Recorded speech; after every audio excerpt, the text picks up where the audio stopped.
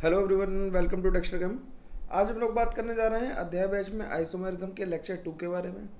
Lecture 1 यार कम लोगों ने देखा होगा, अभी मैंने देखा था, हो सकता है कम लोगों ने देखा हो, लेकिन लेक्चर 1 देखे बिना लेक्चर 2 पर पहुंच जाना समझदारी का काम नहीं है। आज की क्लास में हम लोग टॉटोमेरिज्म को डिस्कस करेंगे और टॉटोमेरिज्म आईआईटी जेई के पॉइंट ऑफ व्यू से, मेंस, एडवांस, बोर्ड, हर जगह के पॉइंट ऑफ व्यू से टॉटोमेरिज्म बहुत जरूरी है, क्योंकि एलडीआईटी की टोन में हर जगह इनोलाइज करना ही पड़ेगा। इसलिए टॉटोमेरिज्म को ढंग से करना पड़ेगा, ठीक है। इसलिए मैंने पूरा एक लेक्चर टॉटोमेरिज्म पे ही फोकस करके बनाऊंगा। और अगले लेक्चर में हम लोग ज्योमेट्रिकल आइसोमेरिज्म करेंगे, उसके अगले में ऑप्टिकल करेंगे। ऑप्टिकल में हो सकता है 2 लेक्चर लग जाए, तो यार पूरा कंटेंट करेंगे, चाहे थोड़ा सा एक्स्ट्रा क्लास बीच में एक्स्ट्रा लगेगी, ये बात तय है अब तो, क्योंकि लेक्चर ज़्यादा लगना है, एस्टिमेटेड से ज़्यादा लग रहा है, तो फिर एक्स्ट्रा क्लास लगेगी। एक बार कंसेंट फॉर्म भेज दूंगा कि किस दिन सूटेबल रहेगा, तो उस दिन एक्स्ट्रा लगा दूंगा। और एटॉमिक स्ट्रक्चर का तुम्हारे पास वो भी आने वाला होगा PYQ, तो उसे भी हम लोग करेंगे धीरे धीरे। वहाँ पे से PYQ भी मैं ख़त्म करता हुआ चल रहा हूँ, ठीक है। तो टॉटोमेरिज्म कर रहे हैं हम लोगों को आज के लेक्चर में। पेन कॉपी लेके ही बैठेंगे सब लोग, अच्छे से पढ़ेंगे, तभी बात समझ में आएगी। और अगर ये समझ में आ गया तो मैकेनिज्म वाला पार्ट यहाँ से शुरू हो जाएगा। ऑर्गेनिक को डिटेल में पढ़ेंगे, और आई बेट कि तुमने ऐसी टॉटोमेरिज्म नहीं पढ़ी होगी इससे पहले, ठीक है। सीरियस कंटेंट है, ध्यान से पढ़ेंगे तो फिर मज़ा आएगा पढ़ने में।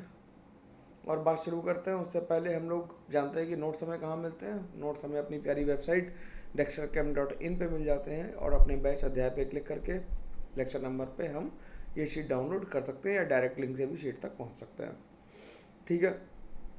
तो चलो शुरुआत करते हैं टॉटोमेरिज्म की।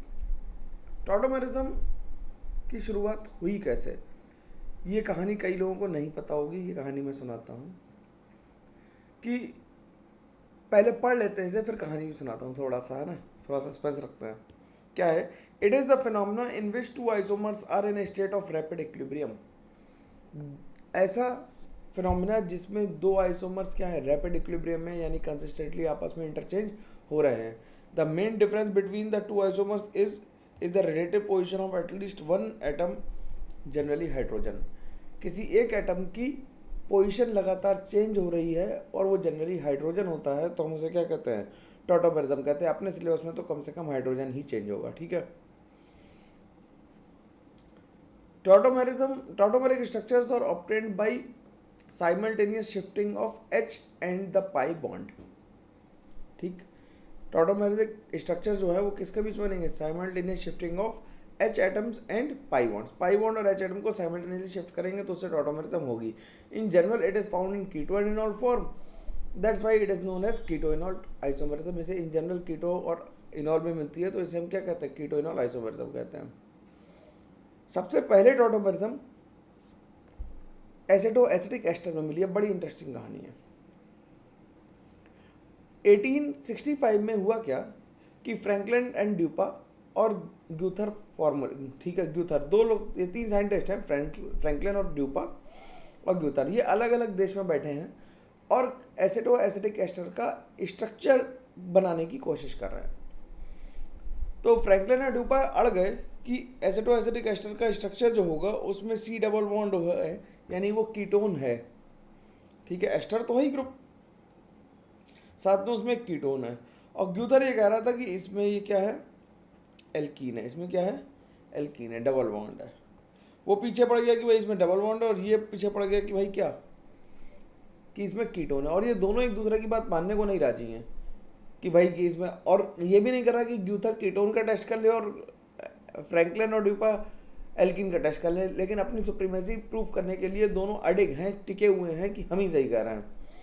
फिर 1911 में 1865 की लड़ाई है, देख लो भाई, 1865 हिस्ट्री बता रहा हूँ मैं तुम्हें। 1865 की लड़ाई है। 1911 में नॉर नाम का एक आदमी आया, नॉर जिसके नाम से सूप आता है, ठीक है।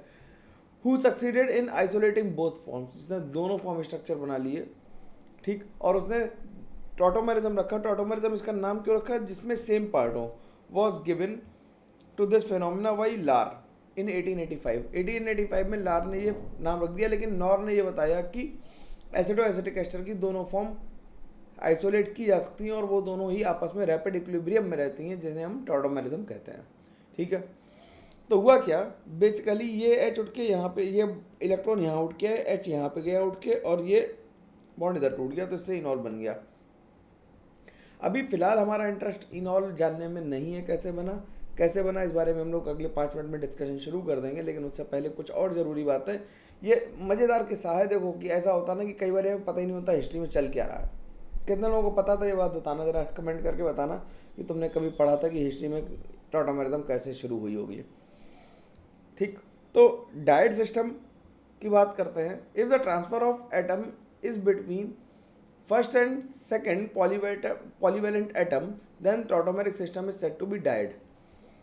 डायड सिस्टम कौन से, जिनमें जो एटम का ट्रांसफर है वो पहले और दूसरे पॉलीवेलेंट एटम यानी कि जिसमें मल्टीपल बॉन्ड बन सकते हैं उनके बीच में हो रहा, तो उसे फॉर्म को हम कैसे कहते हैं, डायड फॉर्म कहते हैं। जैसे HCN में ये क्या है, ये साइनाइड है, हाइड्रोजन साइनाइड। ये क्या है, हाइड्रोजन साइनाइड है। और ये हाइड्रोजन आइसोसाइनाइड है। एक साइनाइड और एक दूसरा क्या है, हाइड्रोजन आइसोसाइनाइड है। ठीक, अब ट्राइड सिस्टम क्या होता है। If the transfer of atom is between first and the third polyvalent atom, पहले और तीसरे के बीच में होता है तो उस सिस्टम को हम क्या कहते हैं, ऐसे सिस्टम को हम लोग ट्राइड सिस्टम कहते हैं। तो डायड में किसके बीच में हो रहा है, पहले और दूसरे के बीच में, और ट्राइड में पहले और तीसरे के बीच में। मतलब कि अगर हम इसे रिप्रेजेंट करना चाहें तो थोड़ी सी मेहनत करने से यहाँ से, ओ ये गलत वाली इरेजर आ गई मेरे पास में, स्ट्रोक इरेजर ले लेता है। तो इसे यहाँ पे ऐसा लिख लें CH2 और इसे H को अलग लिख लेते हैं। तो ये 1 2 3, देखो हाइड्रोजन कहाँ पहुँच गया, 1 से 3 के पास पहुँच गया। ठीक है, तो ये फॉर्म है कौन सी, एल्डो फॉर्म, क्योंकि एल्डिहाइड है, या फिर इसे हम कीटो फॉर्म भी कह सकते हैं। अगर रफली बोलना चाहें तो कीटो फॉर्म कह सकते हैं। और ये क्या बन गया, ये बन गया इनऑल। इसमें एल्कीन है और अल्कोहल है, तो हम जानते हैं इन प्लस ऑल में ई हटा देंगे और क्या बन जाएगा, ये इनॉल बन जाएगा। तो ये इनॉल फॉर्म है। ठीक है, ऐसे और भी ट्राइड है। ये एल्डिहाइड कीटोन मतलब एल्डिहाइड और इनॉल या कीटो और इनॉल फॉर्म तो एक तरह का ट्राइड है, ऐसे अलग ट्राइड्स भी हैं। तो हम डाल लेते हैं डिफरेंट टाइप्स ऑफ ट्राइड।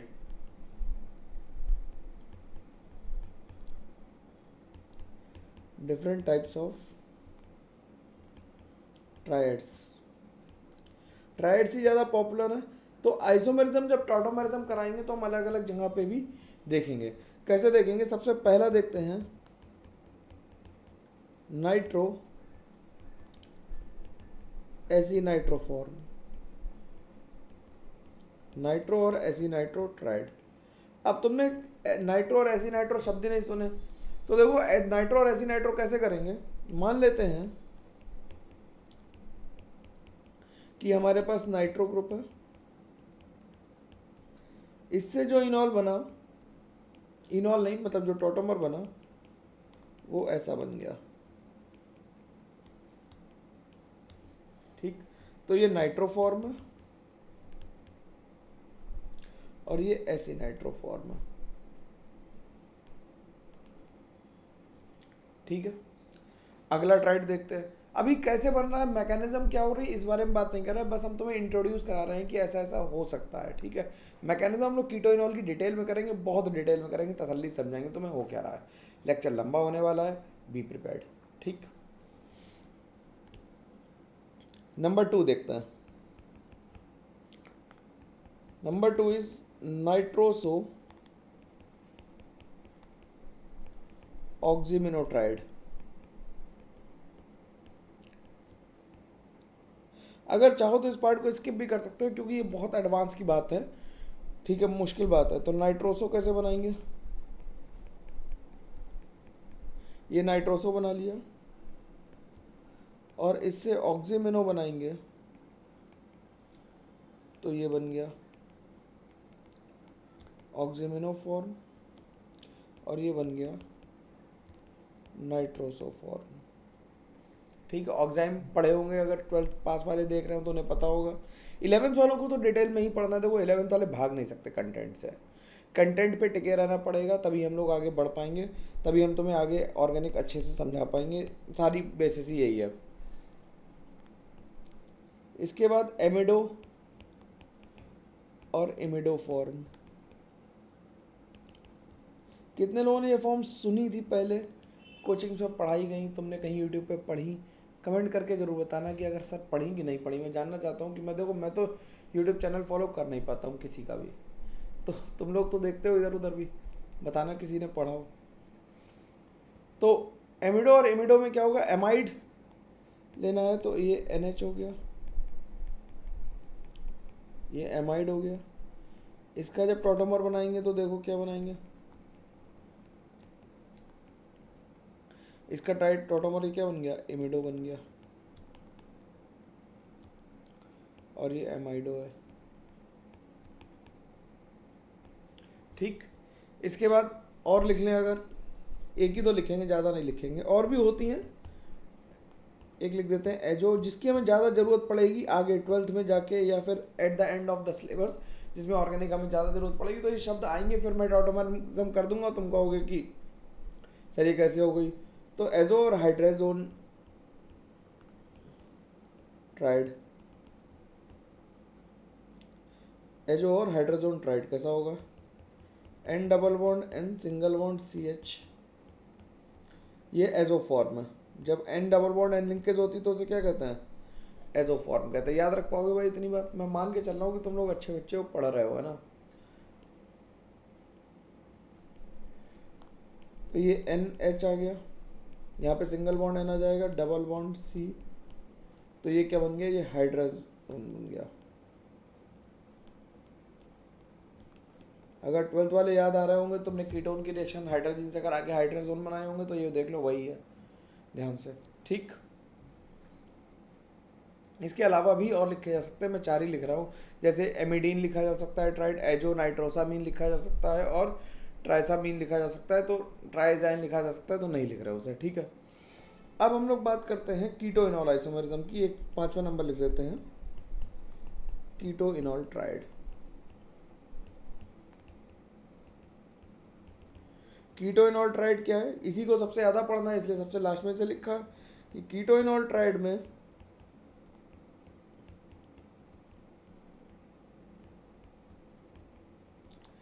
हमने क्या बनाया,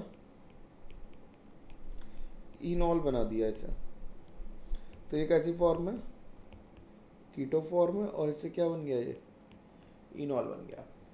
देखो रटना आसान काम है, मैकेनिज्म से चलोगे तो मुश्किल काम है। थोड़ा सा GOC पढ़ के रखी है तो ही आगे बढ़ सकते हैं, और GOC पढ़ के रखी है ऐसा मैं मान रहा हूँ, है ना। तो कीटो से इनॉल और इनॉल से कीटो बनाना है, तो हम लोग यहीं डाल लेते हैं कीटो इनॉल टॉटोमेरिज्म।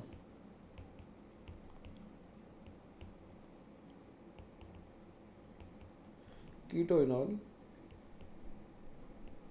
टॉटोमेरिज्म, इससे काफ़ी कुछ समझ में आ जाएगा हमें। शुरुआत करते हैं, मान लेते हैं हमने ले लिया एस्टल्डिहाइड ले लिया। अब एस्टल्डिहाइड लिया, तो अगर हम लोग गवारों की तरह बिल्कुल बददिमाग होके केवल ये करें, तो 1 से 4 को H दे दो और ये बॉन्ड को इधर शिफ्ट कर दो, ऐसा करना है। ठीक, ये बिल्कुल घटिया तरीका है, इसे मैं लिखना भी नहीं चाहता, तो ये बन जाएगा, देखो आसानी से बन गया। लेकिन मैं इसे लिखना नहीं चाहता, इसलिए मैं इरेज कर देता हूँ, ये नहीं लिखूंगा। ठीक, तो ये फॉर्म थी हमारी एल्डो फॉर्म, और ये है इनॉल फॉर्म। ठीक, अब हम ये देखेंगे कौन से एल्डिहाइड पहले टॉटोमेरिज्म करेंगे और कैसे करेंगे। ठीक है, तो हम लिख लेते हैं, एक स्टेटमेंट लिखते हैं, दोज एल्डिहाइड और कीटोन्स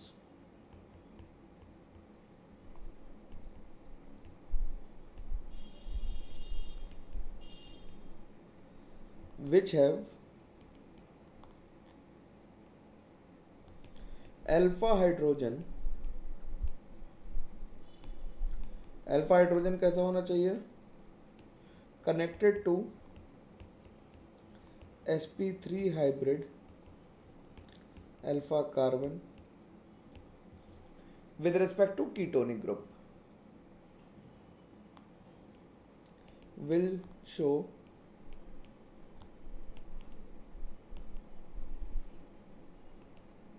टॉटोमेरिज्म, वो टॉटोमेरिज्म शो करेंगे।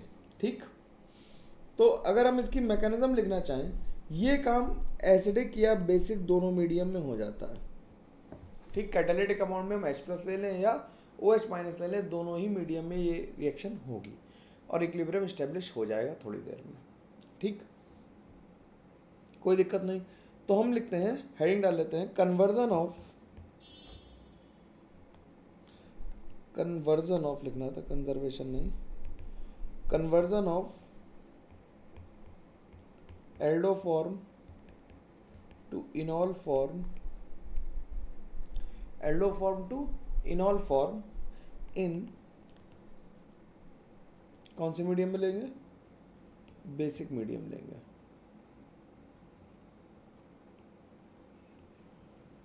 इन बेसिक मीडियम लेंगे। ठीक,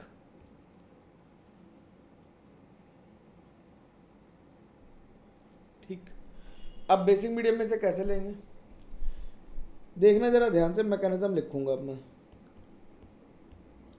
हमें जाना कहाँ है ये हमें पता है, हमें पता है कि OH- है। OH- पहले क्या करेगा? OH- पहले एसिडिक H लेगा, तो C डबल बॉन्ड O के रिस्पेक्ट में पहला कार्बन अल्फा कार्बन, ये अल्फा कार्बन हो गया, sp3 हाइब्रिडाइज्ड है। चेक कैसे करेंगे? कैसे? अल्फा कार्बन होना चाहिए, sp3 हाइब्रिडाइज होना चाहिए, उससे जुड़े H को हम कहते हैं अल्फा H। ये क्या है? अब अल्फा H एसिडिक H वो है जिससे H निकलने के बाद जो नेगेटिव चार्ज है वो रेजोनेंस स्टेबलाइज्ड हो। हम लोग एसिड बेस कॉन्सेप्ट में ये पढ़ चुके हैं, हम लोगों ने एसिडिक स्ट्रेंथ करी थी, वहां पे मैंने बताया था कि एक्टिव मिथाइलिन से H निकालेंगे। तो OH- क्या करे कि इस H को ले ले और ये नेगेटिव चार्ज यहाँ पे आ जाए, इलेक्ट्रॉन पेयर आगे शिफ्ट हो जाए, तो 1 हो गया, ये 2 हो गया। देखना जरा भाई क्या बना, CH2 पे माइनस आया और H आया। अब देखो डेल्टा प्लस एक इस कार्बन पे और एक हाइड्रोजन दोनों पे है, तो हमने पहली बार में इसे H उठा लिया, अभी बना के दिखा रहे हैं। तुम कहोगे तो डेल्टा कार्बन पे भी अटैक करा देंगे, कोई दिक्कत नहीं, इस बात की आसानी से कर सकते हैं। ये नेगेटिव चार्ज आया, नेगेटिव चार्ज रेजोनेंस स्टेबलाइज्ड होगा, और GOC में हम लोगों ने पढ़ रखा है कि जब ऑक्टेट कंप्लीट होता है तो नेगेटिव चार्ज और more electronegative element is more stable then other configuration. तो कार्बन पे नेगेटिव और ऑक्सीजन पे नेगेटिव हो तो कौन ज़्यादा स्टेबल? ऑक्सीजन पे नेगेटिव। जब ये ऑक्सीजन पे नेगेटिव आया तो ये वाटर से H लेके क्या करेगा? OH को फ्री कर देगा, तो ये बन गया CH2C double bond O- OH आ गया और H आ गया, और ये बन गई इनॉल फॉर्म। तुम कहोगे सर आपको पता था, आपने अल्फा H ले लिया, डेल्टा प्लस तो कार्बन पे भी वहाँ पे भी अटैक करा सकते हैं। बिल्कुल करा सकते हैं, तो हमने ये फर्स्ट पाथ लिया। देखो जब ऑर्गेनिक अगर सीखनी है तो सारी पॉसिबिलिटी को सोचना तो एटलीस्ट शुरू करो, फिर एक एक करके GOC से डिस्कार्ड करते चले जाएंगे और फिर हम अपने कंक्लूजन पे पहुंच जाएंगे। ठीक है, तो अगर हम C डबल बॉन्ड O पे अटैक कराएं, देखना जरा, OH- कहाँ पे अटैक कर दे? इस तरह से अटैक कर दे तो क्या बन गया भाई? देखना जरा, यहाँ पे O- आया, OH आया और H आया।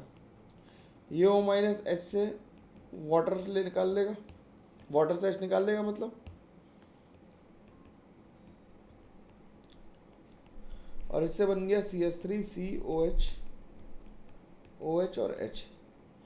एक कार्बन पे ये क्या बन गया? ये जेम डाइऑल बन गया। जेम डाइऑल कैसे होते हैं? अनस्टेबल होते, वो तुरंत डिहाइड्रेट हो जाते हैं और उनसे वाटर निकल जाता है और क्या बन जाता है?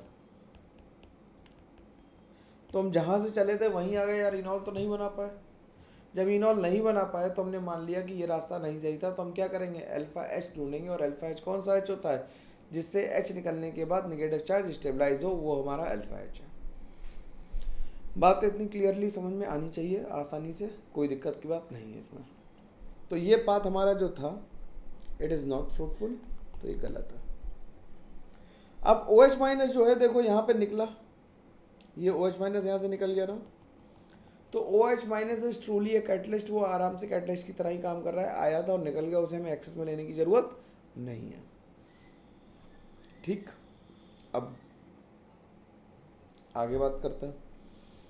तो हमने बना लिया क्या, एल्डिहाइड से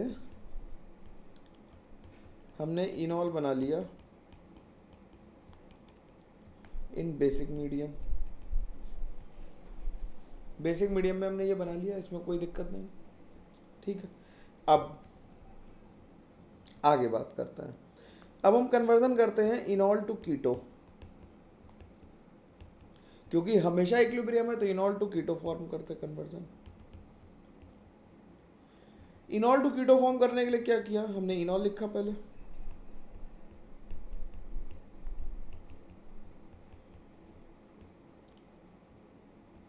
हमने OH माइनस का अटैक कराया। अब OH माइनस बेस है, दुनिया में सबसे तेज रिएक्शन एसिड बेस होती है, इस बात का हम ध्यान रखेंगे कि OH माइनस क्या है, OH माइनस बेस है, तो सबसे एसिडिक एच को उठाएगा। जब एल्डिहाइड में उसने एसिडिक एच उठाया तो अल्फा से एच उठाया, क्योंकि वही एसिडिक था। अब यहाँ पे कौन एसिडिक एच है, यहाँ पे ऑक्सीजन से जुड़ा एच एसिडिक एच है भाई, ऑक्सीजन से जुड़ा H is always more acidic then carbon से जुड़ा एच। तो बन गया क्या, O माइनस बन गया, ये आ गया, ये रेजोनेंस करेगा CH2 माइनस। अब इसमें ये आर्गूमेंट हो सकता है कि सर ये तो O माइनस वाला ज़्यादा स्टेबल था तो लेस स्टेबल रेजोनेटिंग स्ट्रक्चर में क्यों गया, वो रैपिड इक्विलिब्रियम में है, वो उनके बहुत तेज़ी से आपस में इंटर कन्वर्ट कर रहे हैं, तो मेरे लिखने ना लिखने से रेजोनेंस स्ट्रक्चर नहीं बनेगा, इसकी कोई गारंटी नहीं है। और ये जैसे ही बना ये वाटर से H ले लेगा, क्योंकि ये तो बहुत स्ट्रॉन्ग बेस है, कार्बन पे नेगेटिव चार्ज है, स्ट्रॉन्ग बेस है, तो ये यहाँ से H लेके फिर से किसे बना देगा, एल्डिहाइड फॉर्म कर देगा। ठीक है, तो ये इनॉल से कीटो और कीटो से इनॉल बनाने की मैकेनिज्म इन बेसिक मीडियम, ये एक बात क्लियर हो जानी चाहिए अब। ठीक है, आसानी से बन पा रही है, कोई इसमें परेशानी नहीं आ रही होगी। धीरे से पेन चलाओ भैया, पेन चलाओ, है ना। मैकेनिज्म लिख के देखो, वीडियो पॉज कर लो यहीं पे, मैकेनिज्म लिख के देखो, स्क्रॉल कर लो आगे पीछे और लिख के देखो मैकेनिज्म, है ना। बिना लिख के देखोगे तो फिर फायदा नहीं ना कुछ पढ़ने लिखने का। अब अगली हेडिंग पड़ेगी क्या, conversion of keto form to enol form and vice versa in acidic medium.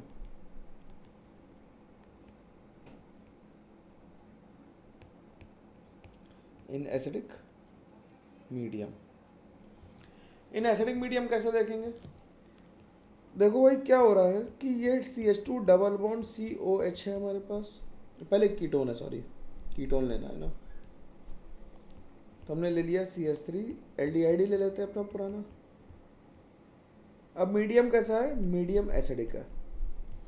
ठीक, तो ऑक्सीजन के पास लोन पेयर और सबसे तेज रिएक्शन कौन सी होगी, एसिड बेस, तो जहाँ पे इलेक्ट्रॉन डेंसिटी है प्लस चार्ज वहीं पे जाएगा, कॉमन सेंस तो यही कहता है।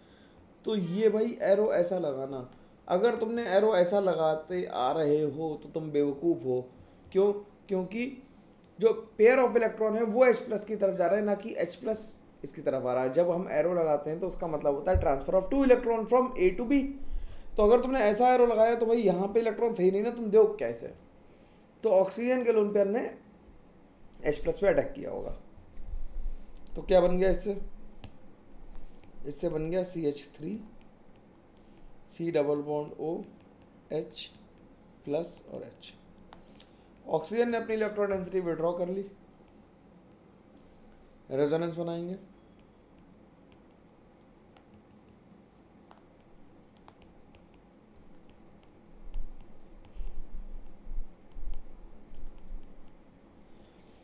अब जो वाटर था वो इस H को H प्लस की तरह से उठा लेगा और इलेक्ट्रॉन को शिफ्ट करा देगा, जिससे H3O प्लस निकल जाएगा। अगर तुम्हें ये वाटर वाला किस्सा नहीं समझ में आ रहा तो हाइपर कॉन्जुगेशन समझ में आएगा। तो हाइपर कॉन्जुगेशन से भी अल्फा H चला जाएगा किसके पास, कार्बोकैटायन की तरफ, और वाटर H3O प्लस बन के निकल जाएगा, तो वो भी कैटलिस्ट की तरह काम करेगा। तो क्या हो गया, ये बन गई हमारी कीटो से इनॉल हमने बना दिया इन एसिडिक मीडियम, आसानी से बन गया, इसमें कोई दिक्कत नहीं आनी चाहिए किसी को भी। ठीक, अब अब इनॉल टू कीटो बनाना,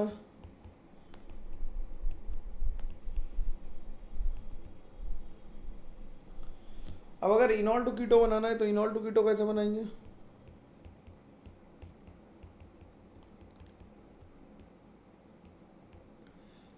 अब होगा क्या, देखो ऑक्सीजन के पास लोन पेयर है, ये रेजोनेंस करेगा, इधर आएगा और ये नेगेटिव चार्ज किस पे अटैक कर देगा? H प्लस पे अटैक कर देगा। एक लाइन में लिखी है, ध्यान से देखना जरा। लोन पेयर की वजह से रेजोनेंस हुआ, रेजोनेंस की वजह से कार्बन पे नेगेटिव आया, लेकिन ध्यान रखना कि एसिडिक मीडियम में कभी भी हम नेगेटिव चार्ज बनाने की जहमत नहीं करेंगे, नहीं बनाएंगे। एसिडिक मीडियम में नेगेटिव चार्ज हम लोग नहीं बनाते हैं बिल्कुल भी, ठीक, गलत बात है बनाना। और बाकी बेवकूफ़ी करने से, अब मॉलिक्यूल कॉपी से निकल के तो थप्पड़ तो मार नहीं सकता, तो भैया वही बैठा रहेगा चुपचाप, जो तुम बनाओगे झेलेगा, मजबूरी है उसकी, तुम मालिक हो। लेकिन लॉजिकल होना तो अपनी जगह है और मालिक होना अपनी जगह बात है। तो क्या बन गया ये बन गया CH3 CHO और यहाँ पे H आ गया, ठीक। अब यहाँ पे क्या होगा, ये -H प्लस हो जाएगा क्योंकि मीडियम एसिडिक है। वाटर यहाँ से क्या करेगा, वाटर यहाँ से H प्लस ले लेगा, तो क्या बन जाएगा CH3 C double bond O और H। तो ये एल्डिहाइड में पहुँच गए हम लोग।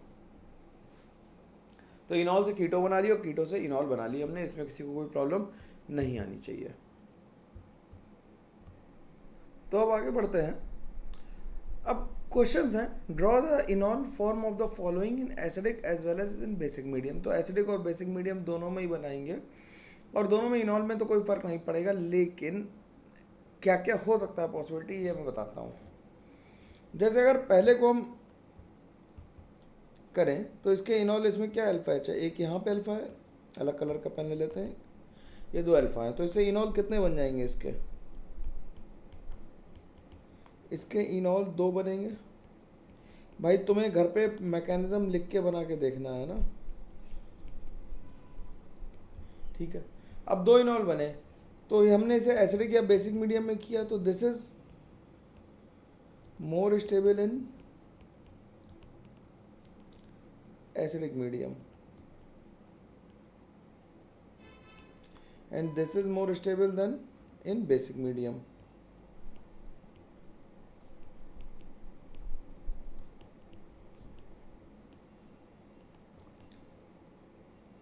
More stable in basic medium, एक एसिडिक मीडियम में ज़्यादा स्टेबल है, एक बेसिक मीडियम में। जब हम बेसिक मीडियम में एच निकालेंगे तो बेसिक मीडियम में एच निकालते समय हम एसिडिक स्ट्रेंथ ऑफ हाइड्रोजन देखेंगे। तो अगर हम 2 हाइड्रोजन ले लें, ये वाला हाइड्रोजन और ये वाला हाइड्रोजन, तो this hydrogen is more acidic क्योंकि प्लस आई कम लग रहा है, तो ये मोर एसिडिक है। तो बेसिक मीडियम में मोर एसिडिक एच निकल जाएगा, इसलिए मोर कौन सा बनेगा, 1 ब्यूटीन वाला बनेगा। और जब हम बात करते हैं एसिडिक मीडियम की, तो उस टाइम पे एल्कीन की स्टेबिलिटी मेजर करते हैं, तो एल्कीन कौन सा ज़्यादा स्टेबल है, फर्स्ट वाली, तो इसलिए एसिडिक मीडियम में एल्कीन की स्टेबिलिटी मेजर करेंगे और बेसिक मीडियम में क्या करेंगे, एसिडिटी ऑफ हाइड्रोजन। तो मैं लिख देता हूँ, कहाँ लिखूँ, नीचे लिख देता हूँ ना, यहाँ पे, इन acidic medium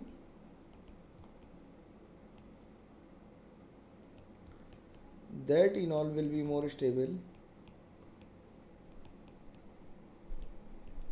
that enol will be more stable, ठीक है, बात समझ में आ रही, which is having more stable alkene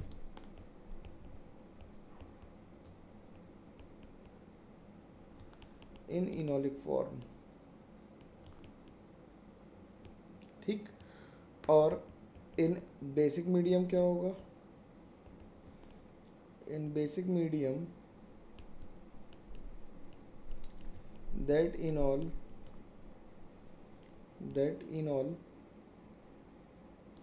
will be more stable, वो इनॉल ज़्यादा स्टेबल होगा, which is formed by more acidic hydrogen, ठीक। तो इन 2 बातों को, इंपॉर्टेंट बातें, इन्हें ध्यान रखेंगे। इनके इनॉल बना के लाओगे अपने आप। अब देखो इसके पास तो अल्फा एच है ही नहीं, तो जब इसके पास अल्फा एच नहीं है, यहाँ पे क्या लगे हुए हैं, CH3 लगे हुए हैं। जब यहाँ पे CH3 लगे हुए हैं तो ये इनॉल नहीं बनाएगा। इसके पास भी नो अल्फा एच, तो इनॉल नहीं बनाएगा। इसके पास अल्फा एच नहीं है, ये एच जो है ये अल्फा एच है, लेकिन ये कार्बन कैसा है, sp2 हाइब्रिड कार्बन है। sp2 हाइब्रिड कार्बन है तो इसमें अल्फा, ये कार्बन अल्फा, ये बीटा, ये गामा। ठीक, तो इसमें कहाँ से एच निकालते हैं, ऐसी सिचुएशन में गामा पोजीशन से एच निकाल लेते हैं। देखो इससे एच निकालेंगे नेगेटिव चार्ज आएगा, क्या बनेगा,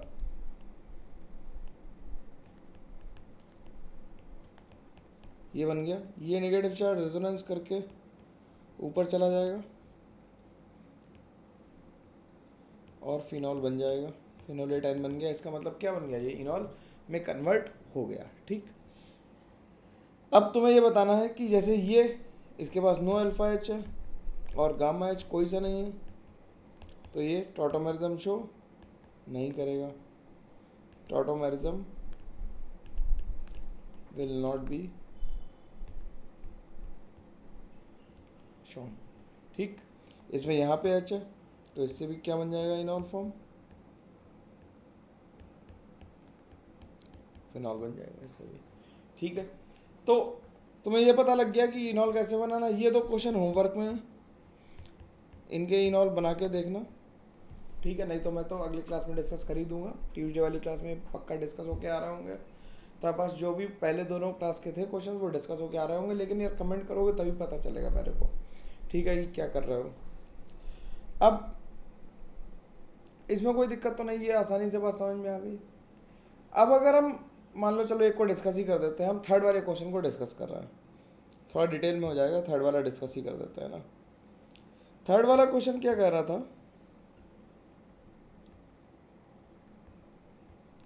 थर्ड वाले क्वेश्चन में यहाँ पे कीटोन था और यहाँ पे CH3 थी, तो उसके पास ये अल्फा, यहाँ पे एक हाइड्रोजन और यहाँ पे एक हाइड्रोजन है। ठीक, तो इससे कितने इनॉल बनेंगे, इससे इनॉल कितने बनेंगे, एक ये बनेगा प्लस एक ये बनेगा। अब this H is less acidic, ये कैसा है, लेस एसिडिक, और दिस वन इज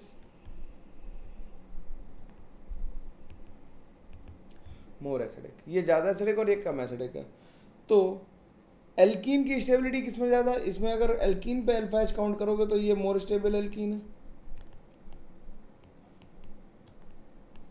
एल्कीन की स्टेबिलिटी हम किससे देखते हैं, अल्फा एच से। तो अल्फा एच कितना है इसके पास, ये अल्फा कार्बन, ये अल्फा कार्बन, ये अल्फा कार्बन, तो 7 अल्फा एच है। ये लेस स्टेबल एल्कीन है,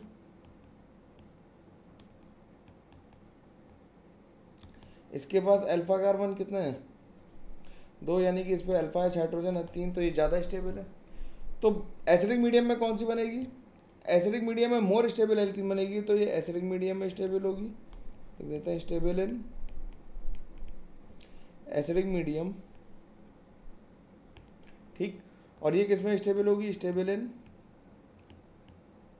या हाँ ठीक है सही है, स्टेबल इन बेसिक मीडियम। दोनों स्टेबल होंगी दोनों मीडियम में, लेकिन मोर स्टेबल इन, मोर लिख देते हैं आगे।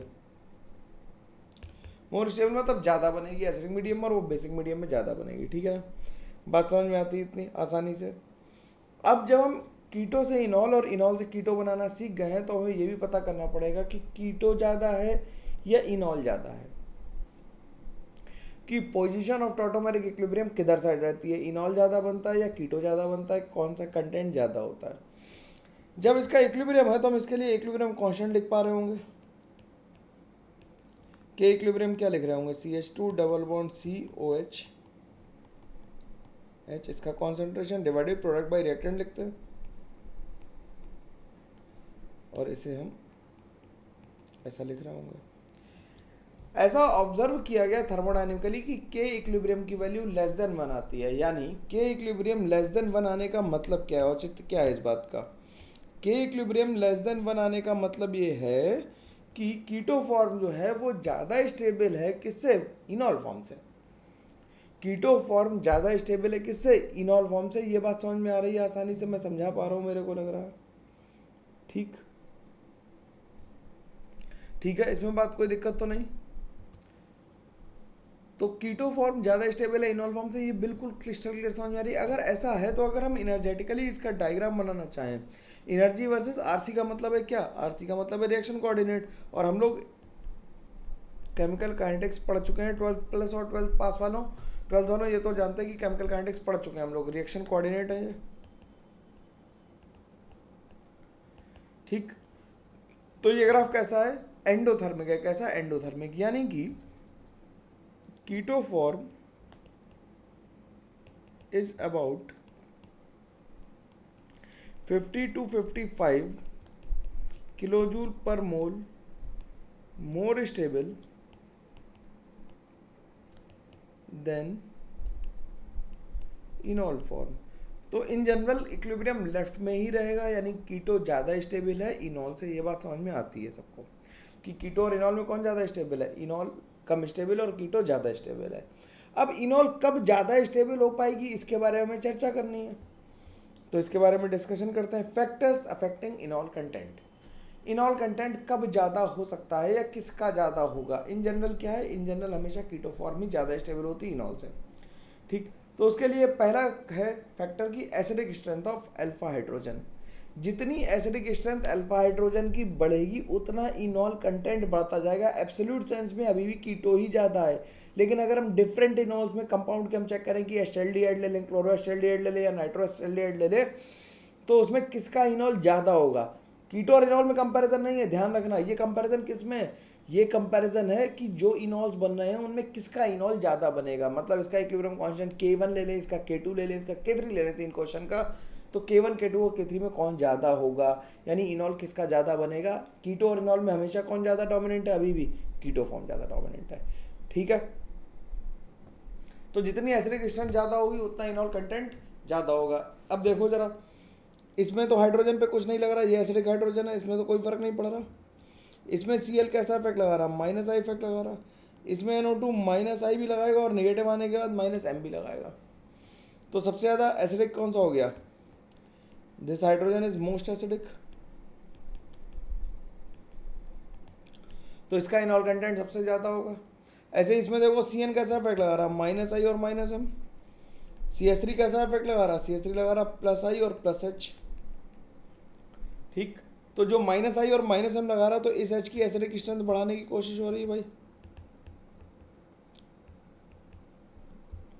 सब में यही वाला एच है निकालने के लिए, तो ऑर्डर ये आ जाएगा, जिसकी एसिडिक स्ट्रेंथ ज़्यादा उसका इनॉल कंटेंट भी ज़्यादा। सिंपल बात है, बात समझ में आसानी से आ जानी चाहिए, इसमें किसी को कोई प्रॉब्लम नहीं होनी चाहिए कि भाई कि इनॉल कंटेंट उसका ज़्यादा है जिसका एसिडिक एच ज़्यादा है, उससे एच निकालने में आसानी रहेगी, acidic medium as well as basic medium दोनों में ही। ठीक है, अब बात करते हैं एक्सटेंट ऑफ रेजोनेंस की।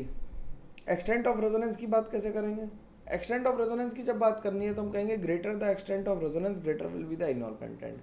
जितना एक्सटेंट ऑफ रेजोनेंस बढ़ती जाएगी उतना इनॉल कंटेंट बढ़ता जाएगा। जैसे अगर हम ये सवाल ले लें, हमने 3 स्ट्रक्चर लिख लिया और हमें इनमें बताना है कि किसका इनॉल कंटेंट ज़्यादा होगा, तो हम क्या करेंगे, इसे करने के लिए मैं इस क्वेश्चन को ऊपर उठा लेता हूँ, दोबारा से रीराइट करा है, इसे ऊपर उठा लेता हूँ। ठीक है, अब इसे करने के लिए देखो जरा ध्यान से कि ये अल्फा एच है, ये अल्फा एच और इसके पास ये अल्फा एच है। जब इसे एच निकालेंगे तो बनेगा क्या, ये नेगेटिव चार्ज आएगा, इससे एच निकालेंगे तो यहाँ पे नेगेटिव आएगा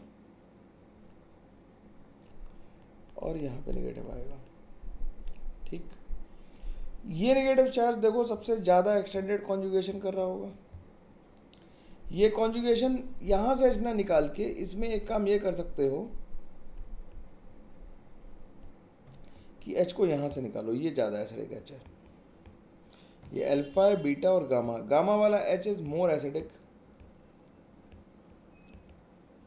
ड्यू टू एक्सटेंडेड कॉन्जुगेशन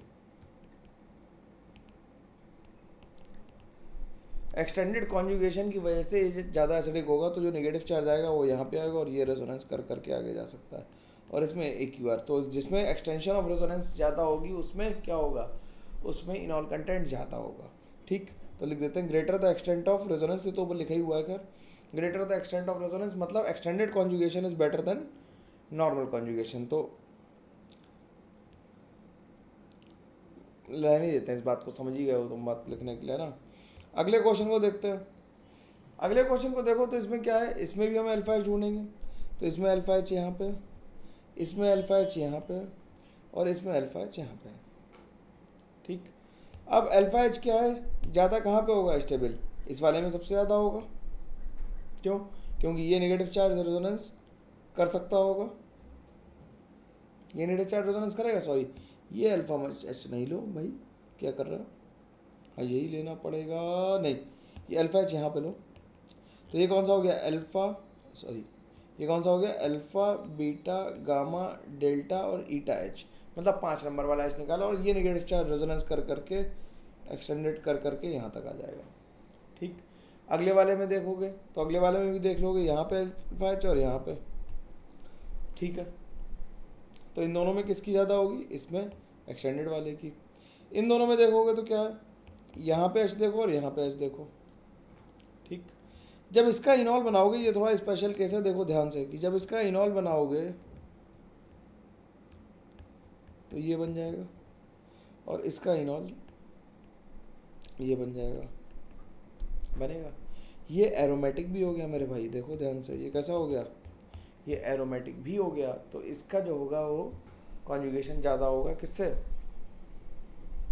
आगे वाले से। तो जब एरोमेटाइजेशन हो रहा होगा तब भी इनॉल कंटेंट ज़्यादा आएगा। अभी उसकी बात भी करेंगे हम लोग, जब एरोमेटाइजेशन हो रहा होगा तो भी इनॉल कंटेंट ज़्यादा आएगा। ठीक है, सिंपल बात है। अब इंट्रामोलिकुलर एच बॉन्डिंग की बात करें। इंट्रामोलिकुलर एच बॉन्डिंग अगर इनॉल में हो रही है, एक कॉमन जो हाइड्रोजन बॉन्ड होता है इंट्रामोलिकुलर, उसकी जो बॉन्ड स्ट्रेंथ होती है वो 40 से लेके 80 किलो जूल पर मोल तक होती है। तो अगर हाइड्रोजन बॉन्ड बन रहा है तो इनॉल कंटेंट बढ़ सकता है। तो अगर हमें कहें कि इनॉल कंटेंट उस कीटो फॉर्म का ज़्यादा होगा जिसमें इंट्रामोलिकुलर हाइड्रोजन बॉन्डिंग हो रही होगी, तो ये सही बात है। तो अगर जैसे हम इसका इनॉल बनाएं,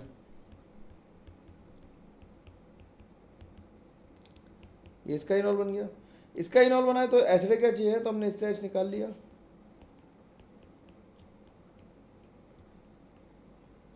और ये इनॉल बना दिया। अब देखो हमने जानबूझ के इसे क्या किया, थोड़ा ट्विस्ट करके लिखा, तिरछा करके लिखा, जिससे कि तुम्हें यहाँ पे हाइड्रोजन बॉन्डिंग होती हुई दिखाई दे। ठीक, हाइड्रोजन बॉन्डिंग होती हुई दिखाई दे यहाँ पर। ठीक, तो इसमें क्या हो रही है, इंट्रामोलिकुलर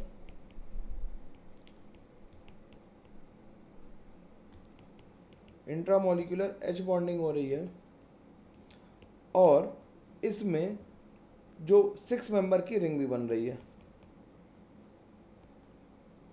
तो जब भी 6 मेंबर की रिंग बनेगी वो थर्मोडायनेमिकली ज़्यादा स्टेबल होगी। तो हम कहेंगे कि 6 मेंबर की रिंग जब जब बनेगी तब तक हाइड्रोजन बॉन्डिंग की एक्सटेंट बढ़िया होगी। Fourth case is aromatisation. इनॉल content उसका ज़्यादा होगा जिसमें इनॉल में एरोमेटाइजेशन हो रहा हो, उसमें बहुत ज़्यादा हो जाता है। एक्सेप्शनली जब एरोमेटाइजेशन हो रहा हो और हाइड्रोजन बॉन्डिंग हो रही हो तो उस टाइम पे इनॉल फॉर्म जो है वो कीटो फॉर्म को सुपरसीड कर जाती है। जब क्या हो रहा हो, एरोमेटाइजेशन हो रहा हो या इंट्रामोलिकुलर हाइड्रोजन बॉन्डिंग हो रही हो, उस टाइम पे क्या होगा, इनॉल कंटेंट जो होगा वो कीटो को सुपरसीड कर जाता है, यानी कि के इक्विलिब्रियम की वैल्यू ग्रेटर देन 1 आने लगेगी। तो अगर हम इसके लिए के इक्विलिब्रियम लिखें यहाँ पे, तो ये आ जाएगा CH2 डबल बॉन्ड COH और H। तो इसमें के इक्विलिब्रियम 1 है, जो इसकी वैल्यू होगी लेस देन 1। ठीक, इसमें कीटो फॉर्म डोमिनेंट होगी। जब हम इससे इनॉल बनाएंगे तो इससे इनॉल बनाते समय फिनॉल बन जाएगा। फिनॉल बन गया, और फिनॉल क्या है, एरोमेटिक कंपाउंड है। तो इसके लिए के इक्विलिब्रियम अगर हम 2 लिखेंगे तो के इक्विलिब्रियम 2 की वैल्यू जो होगी वो ग्रेटर देन 1 होगी, यानी enol form is more dominant than keto form. तो इन दोनों में ऑब्वियसली इनॉल फॉर्म किसकी ज़्यादा बन रही होगी, इसकी बन रही होगी। ठीक, अब तुम्हें क्वेश्चन है, ये होमवर्क के लिए है, थोड़े से क्वेश्चन लिखे हैं छोटे से। ठीक है, 10-15 क्वेश्चन है, इनके बताने हैं कि which of the following will show tautomerism. तुम्हें ये करने हैं क्वेश्चन, अपने आप ये घर के लिए दे रहा हूँ। ठीक है, शीट के अलावा ये क्वेश्चन है, इन्हें करना ही है, कोई ऑप्शन नहीं है, मैं ऑप्शन नहीं देता हूँ करने के लिए। ठीक है, अगर इनके क्वेश्चन तुमने 10-15 क्वेश्चन है, 14 क्वेश्चन ये लगा लिए तो तुम्हारा काम हो जाएगा। ठीक, अब बात करते हैं ड्यूट्रेशन ऑफ कार्बोनिल कंपाउंड। ड्यूट्रेशन करना है यानी कि हमें हाइड्रोजन को रिप्लेस करके कोई ना कोई आइसोटोप उसका सेट करना है। ये बड़ा पॉपुलर क्वेश्चन होने वाला है, अभी हुआ नहीं है, तो ये प्रोजेक्टेड क्वेश्चन है कि जो आईआईटी में कभी ना कभी पूछा जाएगा। आज तक पूछा नहीं है लेकिन आएगा जरूरी ऐसा क्वेश्चन। ठीक है, ये प्रोजेक्टेड क्वेश्चन है तो आईआईटी के लिए इंपॉर्टेंट है ये। ठीक, ड्यूट्रेशन ऑफ कार्बोनिल कंपाउंड में क्या है, replacement of hydrogen with deuterium. Hydrogen के 3 आइसोटोप होते हैं, कौन कौन से, प्रोटियम, ड्यूटेरियम और ट्राइट्रियम। ये पता है हमें, 1s1, 1s2 और 1s3। अब मान लो क्वेश्चन आ गया, calculate the number of hydrogen that can be replaced with D when carbonyl is treated with, carbonyl compound is treated with OD- and D2O। तो अगर मैं कहूँ कि इससे जब हम ड्यूटेरियम लगाएंगे तो इससे CD3 ये बन जाएगा, तो 3 हाइड्रोजन रिप्लेस हो जाएंगे ड्यूटेरियम से। कैसे होंगे इसके लिए मैकेनिज्म लिखते हैं। देखो होगा क्या, OD- पहले इससे एक H ले लेगा तो ये बन जाएगा CH2- C=OH। ये रेजोनेंस होके यहाँ जाएगा तो ये बन जाएगा CH2CO- और H। ये क्या करेगा, ड्यूटेरियम से हैवी वाटर से D ले लेगा तो ये क्या बन गया, CH2COD और H। अब क्योंकि D2O का कॉन्सेंट्रेशन ज़्यादा होगा, जो HOD बन रहा होगा वो बहुत कम बन रहा होगा, इसलिए HOD का कॉन्सेंट्रेशन कम है, या DOH का कुछ भी लिख लो। ठीक है, अब जब OD- आएगा तो क्या करेगा, फिर से इनॉल से कीटो बनाएगा तो ये नेगेटिव चार्ज। अब तो मैं एरो लगा सकता हूँ, इतना टेक इन फॉर ग्रांटेड है, इतना तो मैं कर ही सकता हूँ। तो ये CH2- फिर से बन जाएगा और यहाँ पे बन जाएगा। अब ये क्या करेगा, ये ड्यूटेरियम D2O से निकाल देगा। तो क्या हुआ देखो जरा, इनॉल से कीटो और कीटो से इनॉल आते आते क्या हुआ, एक हाइड्रोजन रिप्लेस हो गया ड्यूटेरियम से। अब जब दूसरा OH- आएगा, अब जब OH- आएगा तो उसके पास 2 ऑप्शन होंगे कि या तो वो D निकाल ले या फिर H निकाल ले। तो OD- जब आएगा तो वो H को निकालेगा और ये प्रोसीजर फिर से चलेगा। ठीक, तो लिख देते हैं कि OD- या नीचे अगले पेज पे लिखता है, OD- will remove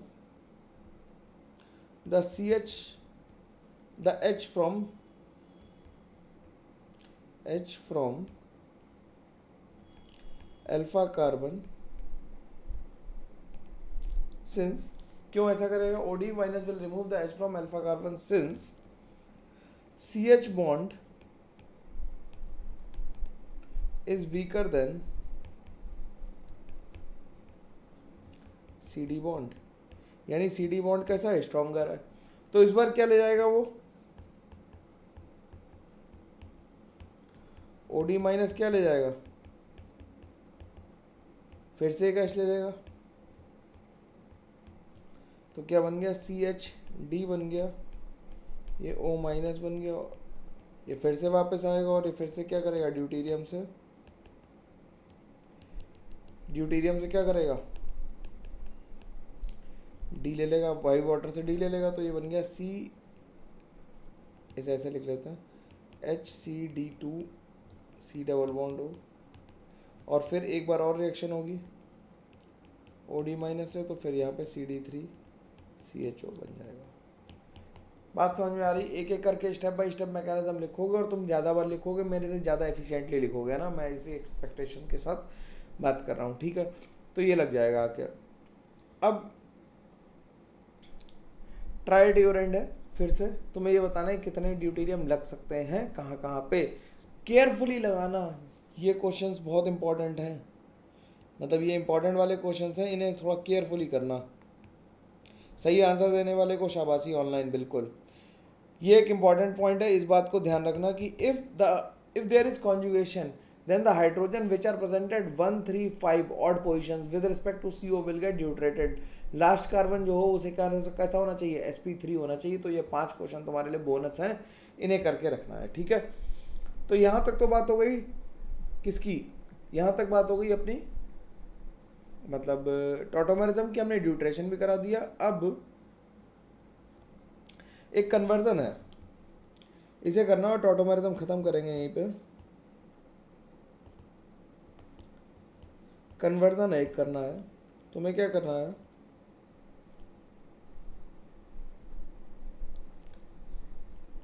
ठीक है क्वेश्चन लिख रहा हूँ, इसे कन्वर्ट करना है। OH माइनस तुम्हारे पास है, मैंने प्रोडक्ट भी लिख दिया, तुम्हें मैकेनिज्म लिखनी है, राइट द मैकेनिज्म।